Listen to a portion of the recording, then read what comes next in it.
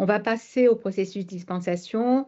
Christophe, est-ce que tu peux nous dire s'il y a des nouveautés sur ce critère? Oui, alors, donc ça a déjà été dit, mais ce critère, il provient d'un critère composite de prescription-dispensation. Il est désormais critère standard spécifique dispensation et il a le mérite, alors il n'y a pas de grande nouveauté, mais vraiment il précise les choses. Il précise vraiment, il différencie bien plus les étapes de la dispensation, les 4 étapes de la dispensation, on va y revenir, et il précise les attendus, choses qui en fait, c'est du bon sens, mais c'est des choses qui étaient auparavant, en général, déjà fait par les équipes. Il met l'accent aussi sur l'importance de la collaboration. On voit plusieurs fois que cette notion est retrouvée. En gros, sous-entendu, le pharmacien doit sortir de sa PUI et doit aller travailler avec les médecins et les infirmiers pour la prévention des erreurs médicamenteuses, entre autres.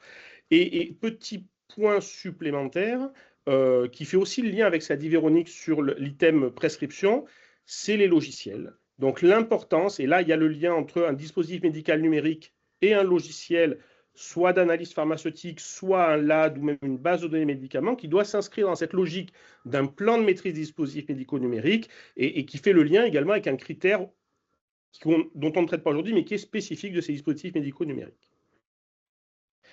Pour un peu plus entrer dans les spécificités, pas vraiment nouveautés, mais spécificités du référentiel, les points d'attention, donc les 4 étapes de la dispensation médicamenteuse, l'analyse pharmaceutique doit être facilitée, on le dit, hein, on reparle du LAD évidemment, par l'accès aux analyses biologiques et au dossier du patient, et doit aussi être prise en compte. Et ça c'est important puisque, en fait, le nombre d'interventions pharmaceutiques, c'est une bonne chose, ça montre le dynamisme de l'équipe pharmaceutique, mais le pourcentage de prise en compte par les prescripteurs est d'autant plus important qu'il montre en fait que le travail pharmaceutique ne sert pas à rien et est pris en compte dans l'amélioration du process. La préparation des doses à administrer, la délivrance doivent être adaptées au service. Donc là, c'est du travail pharmaceutique. Est-ce que je fais une délivrance journalière, hebdomadaire, nominative, globale? Et les informations au conseil de bon usage. Alors évidemment, on a toutes les notions et choses qu'on faisait avant, mais là, comme je vous l'ai dit, l'accent est mis sur le travail collaboratif au niveau de ces informations et conseil de bon usage.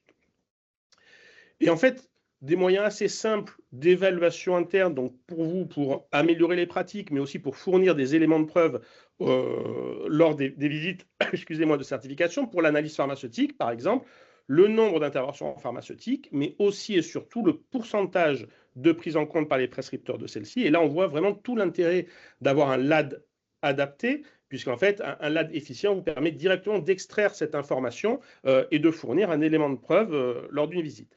Sur tout ce qui est PDA délivrance, méthode très simple, hein, parmi d'autres méthodes, hein, audit pilulier, on vérifie la concordance entre une prescription et le pilulier issu de cette prescription. On peut faire ça dans des services tirés au hasard, régulièrement, tous les 6 mois par exemple, pour avoir un élément de preuve d'une démarche en fait, d'amélioration de cette étape de la dispensation.